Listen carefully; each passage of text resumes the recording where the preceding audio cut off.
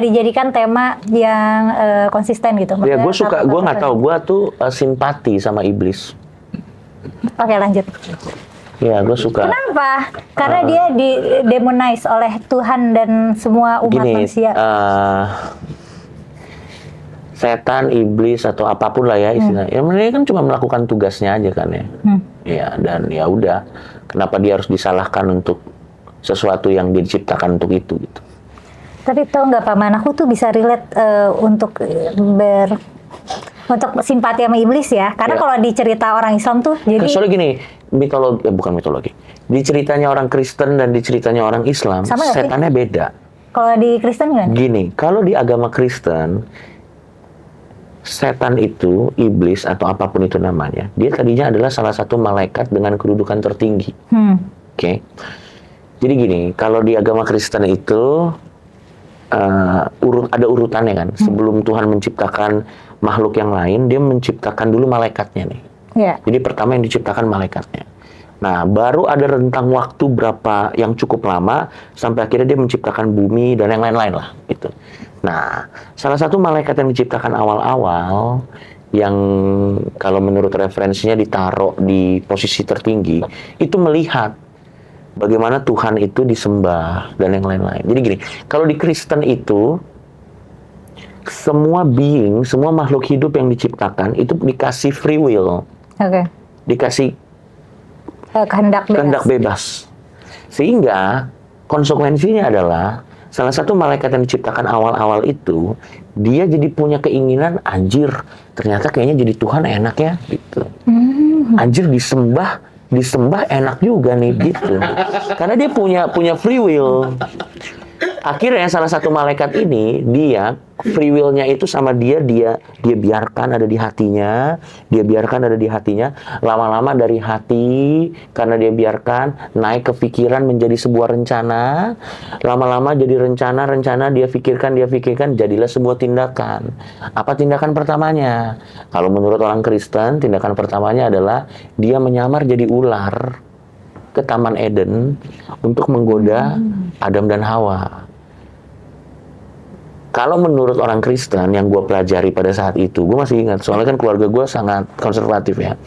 Pada saat itu, si malaikat ini dia tidak melawan Tuhan secara kekuatan, karena dia tahu betul kalau lawan kekuatan, dia pasti langsung mati.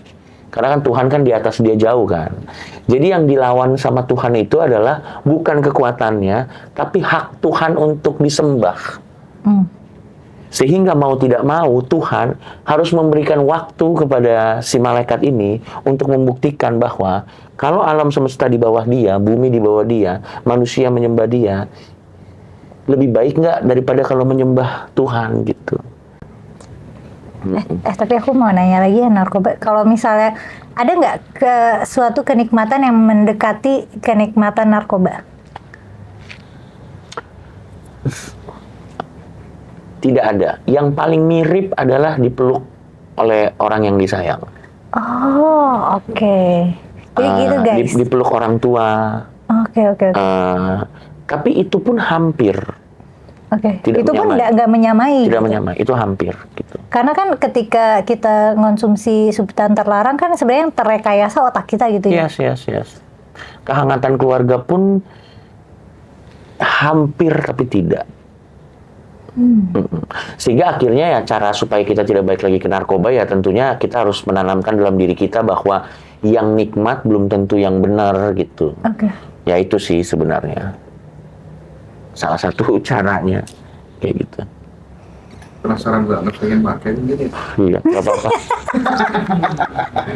Udah ada negara-negara yang memfasilitasi juga. Tapi kan bukan, kalau sabu mah nggak ada ya guys? Kan ada yang memfasilitasi sabu? Tidak ada. Secara legal tidak ada negara yang memfasilitasi sabu. Tapi di beberapa negara yang memang menunjang yang pendapatan terbesar mereka adalah dari jualan obat. Bukan. Pariwisata. Ada distrik-distrik tertentu di mana penegak hukumnya tutup mata aja. Oh. Gitu. jual belinya ditangkep. Tapi kalau misalnya kedapatan sama aparatnya di negara tersebut, di distrik tersebut memiliki, nggak ditangkap. Tapi kalau yang jual beli itu. transaksinya, misalnya kita ketahuan sama aparatnya lagi transaksi, kita ditangkap. Tapi kalau misalnya kita di distrik tersebut, aparatnya ngelihat dibongkar tas kita, misalnya ada barang tersebut, kokain atau apapun itu, asal tidak 1 ton ya tentunya ya. Kalau itu kayak misalnya masih kayak yang untuk dipakai sendiri gitu, ya nggak di apa-apain. Kan kalau misalnya di cerita-cerita gitu, ya di film atau novel atau apa, biasanya kan yang make substansi terlarang tuh lama-lama uangnya habis gitu buat. Ya memang. Paman ngabisin uang banyak buat itu. Oh lumayan. Dan sepertinya akan mengarah ke sana pada saat itu. Oh, oke. Pada saat itu. Ya. Pada akhirnya kan karena kita mau naik, jadi akhirnya mengganggu produktivitas tuh. Okay. Yang tadinya kita harus kerja, kayaknya daripada kerja mendingan gue make deh gitu. Yang tadinya kita harus ini, kayaknya mendingan gue dulu belum sampai level itu, tapi mau menuju ke sana. Kayaknya kalau nggak ketangkep bisa jadi ke arah sana. Betul. Kalau berarti kayak orang-orang terdekat paman tahu? Oh tahu lah. Terus paman dimarahin nggak? Kalau ya nggak dimarahin sih, mereka kecewa tapi paham juga di saat yang bersamaan gitu. Tapi sebenarnya kita kalau tahu ada orang dekat kita yang make, kita harusnya approach-nya gimana sih? Kita bisa nolong nggak sih? Tapi kita nggak mau dia ditangkap, tapi kita nggak mau dia jauh misalnya. Gini,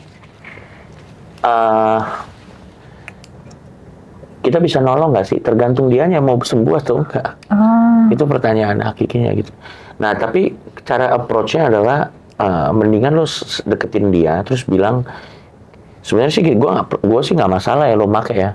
Tapi kalau lo mati, nanti tongkrongan kita berkurang 1, terus gue sedih. Jadi kayaknya lo jangan make lagi deh, biar kita bisa nongkrong gitu. Kalau approach-nya gitu, orang biasanya lebih mau. Lebih tersentuh ya? Lebih tersentuh. Dibanding dimarahin. Daripada datang, apa kamu make? Jadi kalau kita datang dengan menggurui, berarti kan posisinya udah nggak setara. Iya, betul. Siapapun itu kalau begitu ya, mau konteksnya narkoba, mau konteksnya apa. Kalau kita datang tapi dengan posisi yang lebih tinggi, orang pasti akan pasang pagar. Jadi nanti kita akan lebih ribet runtuhin pagernya, baru nyelesain masalahnya gitu. Tapi kalau misalnya kita approach-nya lebih kayak, ya terserah lo sih mau ngapain, tapi kayaknya gue sedih deh kalau lo mati, nanti kita nongkrong jadi sepi. Janganlah gitu. Kayaknya itu lebih ampuh tuh kok kayak gitu. Bang Coki mungkin pernah digitukan sama temennya. Oh iya pernah lah dulu gitu. Diceramahin pernah dengan pendekatan yang kayak nanti kalau lu mati kita nggak bisa nongkrong ya, gitu. Tapi balik lagi ke orangnya sih mau sembuh atau enggak gitu. Kadang pakai itu juga nggak berhasil. Jadi tergantung sih, ada yang mau sembuh, ada yang nggak mau sembuh. Tapi biasanya harus ketangkep dulu ya? Enggak juga. Oh enggak juga. Ada yang emang bertekad untuk udah gitu. Ada juga. Itu balik lagi ke orangnya. Kita nggak ada studi kasus yang bener-bener gimana banget gitu, susah juga. Bahkan ada perkumpulan atas nama agama ya yang mengatakan bahwa kalau anaknya ditaruh di sini bisa kita lakukan ritual ini supaya sembuh. Ternyata make juga di sana kan, susah juga kan.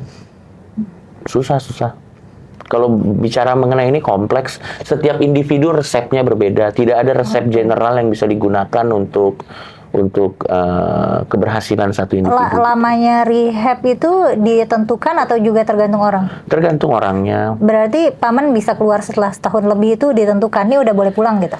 Karena memang pada saat itu ada banyak pertimbangannya. Salah satunya juga karena memang sepertinya butuh waktu yang lebih lama untuk bisa gue menemukan diri gue sendiri juga. Jadi ada banyak faktor, bukan cuma soal narkoba juga saat itu.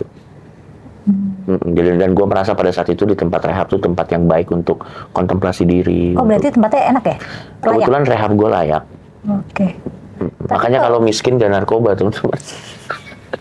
Oh karena tempat rehab tuh bayar ya? Bayar. Ada yang nggak bayar dari negara. Tapi jelek tempatnya? Memang. Tapi kalau tadi paman,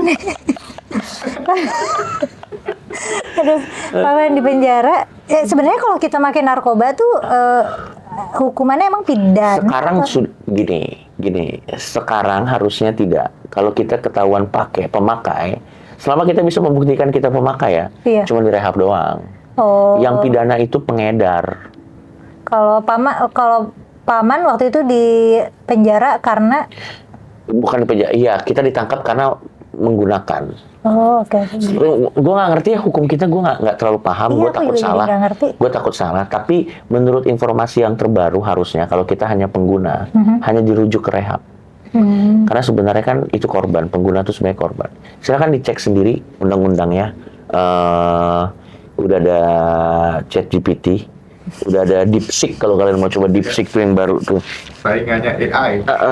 Tapi paman waktu ketangkep ini nggak suruh cepuin beli di mana nggak? Enggak. Oh enggak, karena itu nggak boleh ya? Enggak, karena udah ketangkep duluan. Oh, apa jangan-jangan paman ketangkep gara-gara yang jual ke paman ketangkep? Kayaknya sih gitu, tapi gue nggak mau cari tahu lah. Kayaknya gue ketangkep ya karena gue pakai narkoba itu aja sih sebenarnya. Oh, paman nggak nyari tahu? Nggak nyari tahu. Karena kan sebenarnya ya kalau nggak mau ketangkep ya jangan pakai narkoba kan, sebenarnya sesimpel itu doang kan. Iya sih, jauhi narkoba guys. Iya.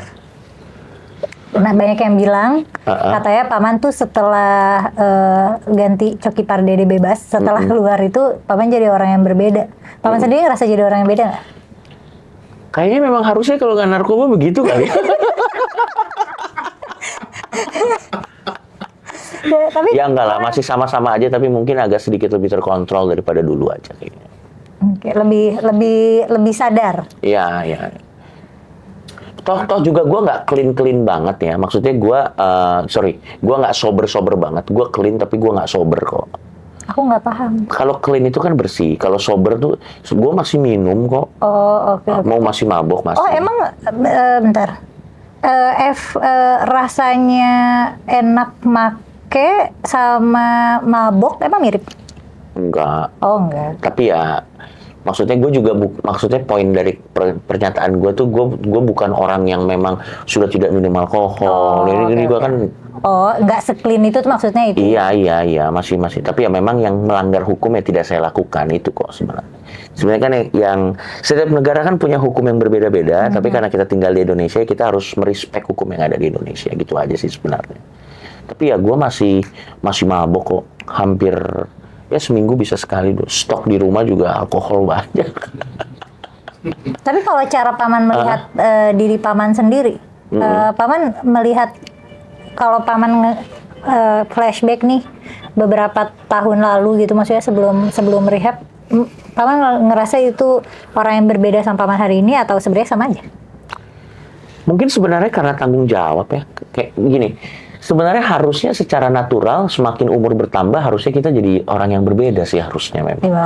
Iya, emang bisa jadi karena umur juga. Kayaknya karena umur. Malah kalau kita udah tua masih tidak ada bedanya dengan umur 20-an, kayaknya ada yang salah deh di situ. Kayaknya memang secara natural tuh perubahan itu adalah keniscayaan pasti akan terjadi sih. Saat kita makin tua, energi juga semakin sedikit, kita jadi lebih berpikir, apalagi sudah tidak dipengaruhi oleh begitu-begitu kan. Jadi kita jadi mulai tahu kayaknya yang ini lebih benar. Tidak sempurna, tapi mungkin jadi sedikit lebih baik gitu. Apakah paman, keateisan paman itu juga menurut paman proses pendewasaan? Kalau di gua iya. Kalau di gua iya. Ya gue merasa apa yang terjadi sama gue sejauh ini ya karena salah gue sendiri gitu. Gue tidak pernah merasa itu adalah menyalahkan takdir. Enggak, gue nggak merasa. Gue nggak pernah merasa itu adalah hukuman. Ya kalaupun itu hukuman ya hukuman dari negara ya. Iya. Dan itu adalah konsekuensi dari tindakan gue yang memang harus gue pertanggungjawabkan gitu. Jadi gue fair aja. Bahkan sebelum gue ketangkep gue nggak pernah berdoa, saat gue ketangkep juga gue nggak pernah berdoa, setelah gue bebas juga gue nggak pernah berdoa, karena gue konsekuen gitu. Gue bukan tipe orang yang sebelum ketangkep gue nggak pernah berdoa, pas ketangkep baru jadi doa. Kalau Tuhan ada kan sebel juga ya Tuhannya sama orang kayak gitu. Iya nggak sih? Tapi kalau ada giliran gini aja lo baru datang ke gue kayak gitu. Kalau ada yang mengekspresikan ke paman gitu, kayak aku doain semoga kamu bisa rampungnya rehabnya atau gitu. Saya terima dengan lapang dada. Gini, doa dari teman-teman itu kan adalah bentuk ekspresi niat baik dia terhadap kita. Iya. Masa kita nggak boleh sih ada orang punya niat baik? Gue pasti akan selalu terima kasih gitu. Itu kan sebenarnya ekspresi peduli. Ya. Gue tidak pernah melarang orang untuk tidak mendoa. Bahkan di acara-acara gue aja sebelum kita mulai mereka berdoa juga gue respect juga gitu. Nggak apa-apa juga kok. Setiap orang kan punya caranya untuk menunjukkan kepedulian ya. Jadi gue tidak antipati kok. Ada beberapa orang bahkan teman-teman gue yang punya kepercayaan berbeda, kayak misalnya kita datang kayak dipercik-percik apa gitu kan. Gue sama sekali nggak masalah kok. Sama sekali. Gue melihatnya sebagai oh berarti dia peduli sama gue dan itu cara dia untuk menunjukkan kepeduliannya. Gue ngelihat intensinya aja gitu. Selama intensinya dan baik. Dan malah jadi ngerasa disayangnya nggak sih? Ketika kita kayak diberkati dengan cara mereka gitu. Iya, makanya gue jadinya nggak ribet gitu. Kayak misalnya contoh, kan ada beberapa kepercayaannya yang saya tidak mau merayakan ulang tahun karena ini terkait dengan budaya apa gitu. Kayaknya semua kebudayaan kalau kita runut-runut ada orang kafirnya deh, susah juga kalau kita. Mau pakai Susah juga kita kalau mau kayak gitu. Siapa penemu gelas, nanti ternyata kalau kita runut-runut nanti ada juga siapa, susah juga nanti kita jadi nggak ngapa-ngapain nanti kalau gitu mah. Kalau gue mah ngapain aja nggak masalah kok. Tapi Paman pernah nggak ada fase religius taat banget? Ada dulu tentunya waktu masih remaja. Iya, SMP SMA lah tentunya. Ya karena memang lingkungannya seperti itu kan, tidak punya referensi lain gitu. Sampai akhirnya makin dewasa ya makin bisa mempertanyakan lah gitu. Kalau misalnya karir, Paman kenapa berkarir komedi itu gara-gara menang itu ya? Nggak pernah menang gue. Emang iya? Gue ikut semua lomba-lomba nggak pernah menang. Mungkin karena nggak berdoa kali ya.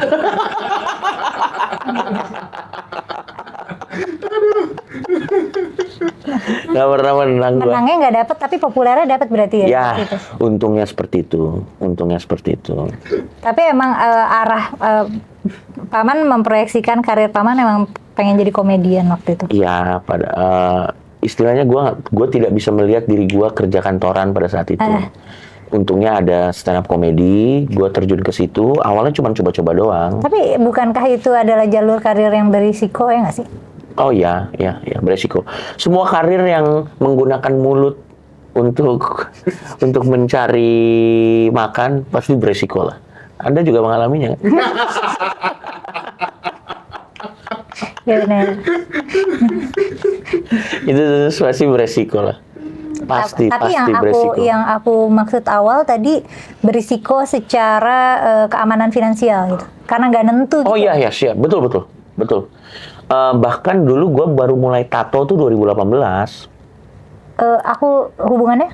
Karena pada saat kan gue mulai ke industri hiburan tuh 2014, tapi mulai tato 2018. Hubungannya apa? Disitulah gue yakin bahwa gue udah ada di titik di mana gue yakin gue bisa mengeluarkan income yang stabil. Makanya gue berani tato. Karena tato mahal? Bukan. Atau karena kalau udah tatoan, Paman nggak bisa misalnya ngelamar kerja? Susah kerja. Jadi bahkan dari 2014 perlu waktu 15, 16, 17, 18 untuk benar-benar yakin bahwa inilah tempat di mana gue bisa menghasilkan income yang stabil gitu. Dan maka dari itu karena ini sudah income potensialnya udah aman, jadi udah aman juga untuk nato. Betul, mau sampai ke leher udah mulai arogan ini saya. Soalnya kan kalau udah leher gitu udah pada tahap nggak bisa ditutupin. Ya kan? sudah nggak bisa lagi. Biasanya kan orang tato-tato pertama supaya bisa ditutupin. Ya betul. Pokoknya di tempat-tempat yang nggak mencolok. Gitu. Betul. Bahkan ini masih mau nanti ke kaki, masih mau. Tapi udah ada di posisi yang ya udah gitu. Udah yakin. Tapi totalnya berapa kali ditato sih? Oh banyak banget. Tatonya banyak banget. Wah berapa? Ada 30 kali lebih kali. Itu mah ini ya nggak sih? Masokis ya nggak sih? Sakit nggak sih? Sakit banget. Di tato sakit banget. Ini sakit banget. Di sini sakit banget. Kena jakun ini sakit. Di sini sakit. Di sini sakit. Tapi kenapa nggak kapok? Karena suka. Karena tato itu gimana ya? Ada kecanduannya kayak seneng aja gitu. Biasanya orang yang tato sekali pasti mau nambah. Biasa nggak tahu. Iya, kenapa ya? Nggak tahu. Itu ada studinya tapi gua nggak ngerti. Apa memang ada hubungan dengan masokis? Nggak tahu juga. Atau dia senang aja gitu jadi kanvas karya seni. Bisa jadi. Gua nggak ngerti, tapi biasanya kecenderungannya gitu setiap orang yang ditato. Berarti Paman sekarang juga lagi mikirin buat nato apa next? Kita mau selesai yang di belakang nih, yang di belakang belum selesai. Ini kan baru setengah. Kita mau yang belakang, baru habis itu lanjut ke kaki. Tapi berarti temanya iblis-iblisan ya? Iya. Dan itu akan dijadikan tema yang konsisten gitu? Ya, gue Maksudnya suka, gue nggak tahu, satu-satu. gue tuh simpati sama iblis. Oke, lanjut. Ya, gue suka. Kenapa? Karena dia demonize oleh Tuhan dan semua umat Gini, manusia. setan, iblis atau apapun lah ya istilahnya. Ya, mereka kan cuma melakukan tugasnya aja kan ya. Ya, dan ya udah. Kenapa dia harus disalahkan untuk sesuatu yang diciptakan untuk itu gitu. Tapi tau nggak Paman, aku tuh bisa relate untuk untuk simpati sama iblis ya. Karena Ya. kalau di cerita orang Islam tuh, jadi Soalnya gini, mitologi, bukan mitologi. Di ceritanya orang Kristen dan di ceritanya orang Islam, Sama nggak sih? setannya beda. kalau di Kristen gimana? Gini, kalau di agama Kristen, setan itu, iblis atau apapun itu namanya, dia tadinya adalah salah satu malaikat dengan kedudukan tertinggi. Oke. Jadi gini, kalau di agama Kristen itu ada urutannya kan. Sebelum Tuhan menciptakan makhluk yang lain, dia menciptakan dulu malaikatnya nih. Ya. Jadi pertama yang diciptakan malaikatnya. Nah, baru ada rentang waktu berapa yang cukup lama sampai akhirnya dia menciptakan bumi dan yang lain-lain lah gitu. Nah, salah satu malaikat yang diciptakan awal-awal yang kalau menurut referensinya ditaruh di posisi tertinggi, itu melihat bagaimana Tuhan itu disembah dan yang lain-lain. Jadi gini, kalau di Kristen itu semua being, semua makhluk hidup yang diciptakan itu dikasih free will, Oke. dikasih Kehendak bebas. kehendak bebas. Sehingga konsekuensinya adalah salah satu malaikat yang diciptakan awal-awal itu dia jadi punya keinginan, anjir, ternyata kayaknya jadi Tuhan enak ya gitu. Anjir, disembah enak juga nih gitu. Karena dia punya free will. Akhirnya salah satu malaikat ini, dia free will-nya itu sama dia biarkan ada di hatinya, lama-lama dari hati, karena dia biarkan naik ke pikiran menjadi sebuah rencana, lama-lama jadi rencana dia pikirkan, jadilah sebuah tindakan. Apa tindakan pertamanya? Kalau menurut orang Kristen, tindakan pertamanya adalah dia menyamar jadi ular ke Taman Eden untuk menggoda Adam dan Hawa. Kalau menurut orang Kristen yang gue pelajari pada saat itu, gue masih ingat, soalnya kan keluarga gue sangat konservatif ya. Pada saat itu, si malaikat ini, dia tidak melawan Tuhan secara kekuatan. Karena dia tahu betul kalau lawan kekuatan, dia pasti langsung mati. Karena kan Tuhan kan di atas dia jauh kan. Jadi yang dilawan sama Tuhan itu adalah bukan kekuatannya, tapi hak Tuhan untuk disembah. Sehingga mau tidak mau Tuhan harus memberikan waktu kepada si malaikat ini untuk membuktikan bahwa kalau alam semesta di bawah dia, bumi di bawah dia, manusia menyembah dia, lebih baik nggak daripada kalau menyembah Tuhan gitu. Itu makanya ada kiamat. Jadi kayak itu waktu yang dikasih sama Tuhan. Oke, gue kasih lo waktu deh. Coba gue mau lihat kalau bumi di bawah kuasa lo, jadi bumi jadi lebih baik atau lebih buruk gitu. Itu makanya menurut penjelasan orang Kristen, makin kesini dunia tuh makin hancur. Karena itu adalah di bawah kuasanya si setan gitu. Sebenarnya ada kemiripan juga. Gue nggak tahu kalau di Islam gimana. Iya, tapi- Nah, sorry, gue lanjut dulu Oke, ya. lanjut dulu. Nah, kenapa gue simpati sama setan? Karena menurut gue, setan itu adalah makhluk pertama di dunia yang tahu apa yang dia mau dan dia mengambil resiko untuk melakukannya gitu. Dia adalah bapak inisiatif pertama. Karena dia tahu loh apa yang dia mau. Dia mau disembah, ya kan? Iya. Dia mau disembah. Dan akhirnya dia punya rencana. Dia punya rencana. Dia melakukannya. Terlepas daripada akhirnya dia menanggung konsekuensi untuk itu, pelajaran yang gue ambil adalah dia tahu apa yang dia mau dan dia siap mengambil resiko dari tindakan dia gitu. Dan ya gue salut sama itu gitu. Makanya gue sangat bersimpati sama iblis. Dan lebih menarik ada di posisi iblis nggak sih? Kenapa? Kenapa lebih menarik di posisi iblis daripada malaikat? Karena dia mencoba membuat jalannya sendiri aja gitu. Gue lebih simpati dengan underdog seperti itu. Gue lebih suka perjalanannya gitu. Tapi itu gua ya. Kalau di Islam sendiri gimana? Nggak, tapi aku paham kenapa bisa simpati sama sama iblis dan setan, karena kalau di cerita Islam juga jadi iblis itu diciptain duluan kayak lama, dan mereka patuh, mereka bersujud pada Tuhan sampai entahlah dari riwayat 100.000 tahun, 10.000 tahun atau lama banget. Habis itu Tuhan ngide bikin manusia. Habis itu iblis-iblis disuruh sujud ke Adam. Nah, mereka nggak setuju. Kenapa kita harus sujud sama anak baru? Nah, karena membangkang itu, jadi sama Tuhan ditangguhkan, dibikin hidupnya abadi dan tugasnya mengganggu manusia sampai kiamat. Ya. Jadi mengganggu manusia itu sebenarnya tugasnya, tapi kita sebenarnya kalau approach-nya jauh lebih baik, kalau approach-nya pendekatannya jauh lebih baik, nggak akan ada ribut-ribut gini nggak sih? Approach apa? Approach Tuhan jauh lebih baik itu nggak akan ada ribut-ribut gini nggak sih? Kalau approach Tuhan nggak usah maksa sujud sama Adam gitu? Ya nggak tahu, entah dia pendekatannya mungkin lebih humanis atau lebih diplomatis, malaikatenis apa, gue nggak tahu. Oke, iya benar-benar. Kadang mungkin lebih mendengarkan aspirasi mereka saat itu. Gue nggak ngerti ya. Untuk pribadi yang semua tindakannya sempurna, kenapa dia nggak bisa melakukan sesuatu yang sekali melakukan semuanya selesai gitu?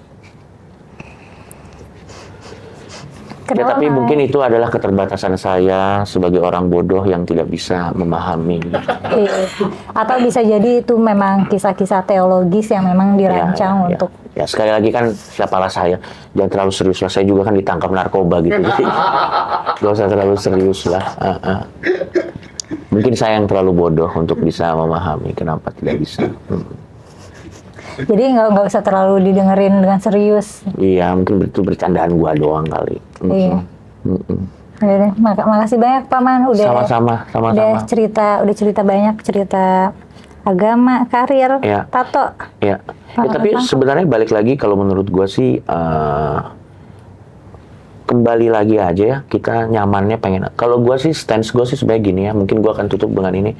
Kalau lu mau percaya unicorn, tapi dengan lu percaya unicorn ternyata lu jadi orang yang menyenangkan, menurut gue by all means saya mengencourage untuk menyembah unicorn, silakan.